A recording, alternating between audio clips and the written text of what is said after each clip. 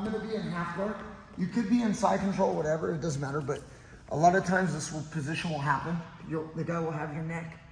And so we're gonna go to our inverted armbar, but I'm just gonna like set it up by talking about how this is gonna happen.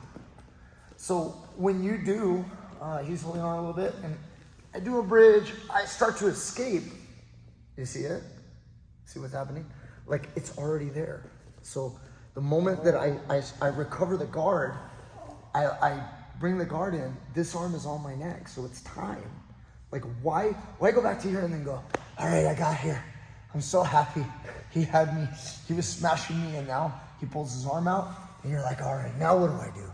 Oh, I'll do the Kimura. And then he sees the Kimura coming, he doesn't give it to you. So, the guy's hands on your neck, I do an escape, I get to here, even right here, he still might be hanging on because he's gonna try to like keep passing this knee. You see that? So, goes to my neck again. Yeah, like I'm smashing. Once I get back to the guard, raise this hand. See that? Raise it all the way up so my shoulder is so high and I'm pinching. I'm trying to do this mostly with my body, okay? Now, if he tries to run away, you see how that arm's getting stuck, Danny? Mm-hmm. So I'm just by me raising my hands. And if he tries to stay in, that's fine too. I'll roll my hand on the inside of his neck and lock my hands. This palm is facing away, and I'm gonna shoulder shrug, foot on the mat, hip escape. The moment that I can get my foot on the hip right there, I'm releasing my lock. I'm raising this and keeping the friction tight. Okay, so that now my left hand can chop his neck and push him away. So if he drives in, I'm like, no, you may not. As I'm sliding him out, you see that? As I'm getting this distance from him, I got a left foot in the hip. My right foot's not quite in the hip, but my knee is up at the shoulder. See that? And now I'm slid down to the wrist. Try to move that wrist. Yeah, see that? Now I can really wrap around, grab my elbows, and then put that submission. So there's gonna be different grips. This is one, okay, here. I do like to use a push and a pull, okay, like this. So where you twist it, and I'll be honest, sometimes this hand hits first, and this hand hits second, and sometimes this hand hits first, and this one hits second. This is probably more common, where you'll have the pull hand reach all the way around the elbow, and then the other hand, you look like you're doing karate, okay? Right here. Just like this, and then twist. So you're twisting his elbow, because if his elbow twists this way, that's how he escapes. He pulls his elbow in, and he's gone. Now you're back to hit. So my arm's here, okay? If it's already on my neck and I've kind of got it tight, if he's pulling away, it'll probably just slide right into position for you, and then you're ready to go right here. Just bicep, elbow, and pull, okay? Other times, you'll get here, maybe he's about to turn the elbow in. Yeah? And I'm like, nope. See how I reached across and I grabbed it? And now I can do a push, and I can twist him right back, and then I can just pull. Okay, and then I'm just kind of pulling down. There are some people that like to use a lock, like directly on the elbow. I'm not one of those people, so it's an option. I'm just showing you, like you could apply, it kind of makes sense. If you put the radial bone, it's got like a small hard bone that you can put right on the elbow.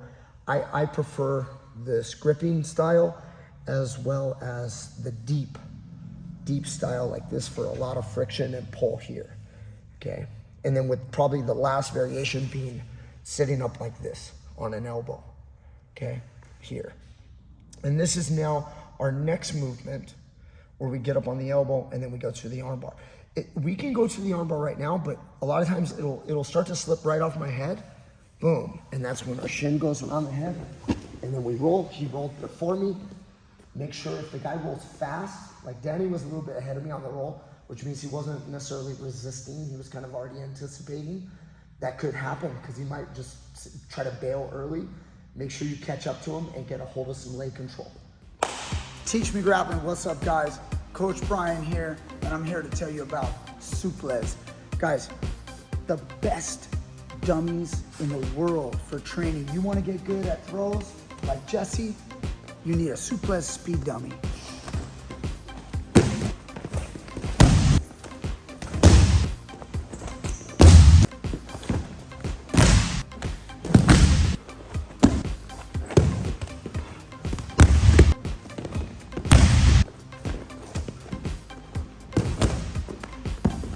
you got to get one for yourself.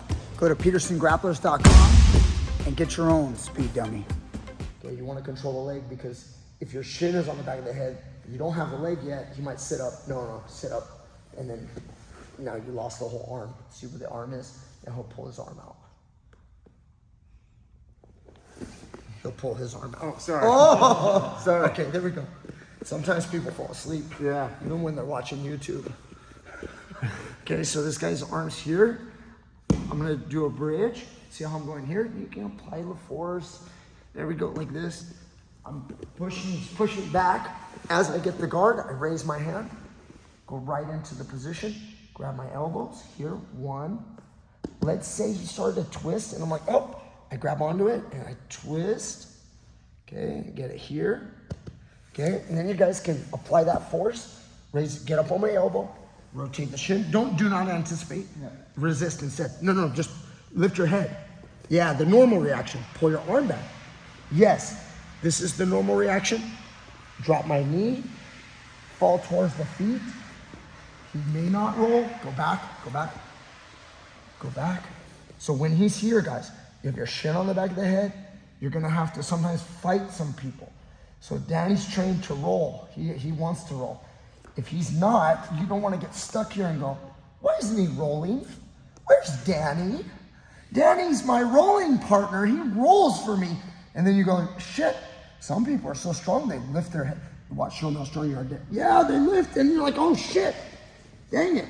So when you're here, pull this leg, be careful, don't damage your partner's knee, but hook this ankle and pull. So I keep it at a bent angle, and I pull this thing out this way, which makes his right hip kind of turn towards me. See that? Because it'll hurt his knee if he doesn't. So the guy that is here lifting, I don't want to hurt Danny, but I'm going to pull that knee, see that? And then as I start to flip him, I have control of his leg so that I'm elbow deep right here on the grip. Try not to be like this. Here, elbow deep. He'll sit up. You'll stop him from sitting up, hip escape if needed. Pass the leg over the head, and now we have a good armbar position. Okay, so last time, starting from the half guard, but it could have really been anywhere. So it's really anytime you guard the place and you have that arm on your neck. Okay, so as I bring that knee in, I raise the hand, and I'm already here. So I'm applying this force right now. I'm a little bit on my back, so I do want to be on my side. I could get it at this angle, but I'm going to try to get on my side a little bit. Look at his knees around the shoulders. This is ideal. Boom. Sometimes you'll be back here, and the guy will start twisting out, and I'll grab that elbow. And then twist. So I have a pull and a push, and then now he's trying to fight this. So I improve my position with my knees, and then for whatever reason, let's say I felt like it was going to slip. See, it slips here. You want to turn this into the armbar, open the elbow, and come up here. And that way now I can rotate around, facing the legs, grab, flipping, hugging, elbow deep, keeping this guy down, keeping him trapped, bring the leg over the head, okay? Obviously we want to do this soon, but don't just try to be fast if you don't have control. Keep your control, go around the head, and then we have to do some sort of breaking of the grip. Forget the final submission, okay? All right, let's go. All right, so I don't think we've shown this submission on the channel yet. It's been forever, you know. You know, the channel's been running. I think I started in like 2011, maybe late 2010, or I don't remember. The channel's been going for 10, 12 years.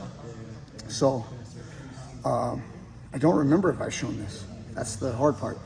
And so what's funny about jiu-jitsu, somebody just said this yesterday. I was online, social media, and they said, you know, the majority of people who do jiu-jitsu today started in the last 10 years. And I thought about that and I went, wow, I don't know if that statistic is correct, but I would think it probably is. Think about that. At least half or more of people that do jiu-jitsu today, right now, started in the last 10 years. I think that's right. It might be way bigger than just half.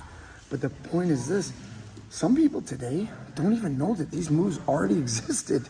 Like they think that when they see stuff, they're like, oh my God, that guy came out with this move, this new move with this armbar. And it's like, no, this stuff's been going on for a long time, guys. Way before we've been alive. Way before. And we're talking about hundreds and thousands of years. So I guarantee you they were doing these moves thousands of years ago. So sometimes we need to be told that. Otherwise, we think we invented something like a year ago. So anyway, guys, hope you enjoyed this lesson, including the history lesson that this stuff's been around for thousands of years.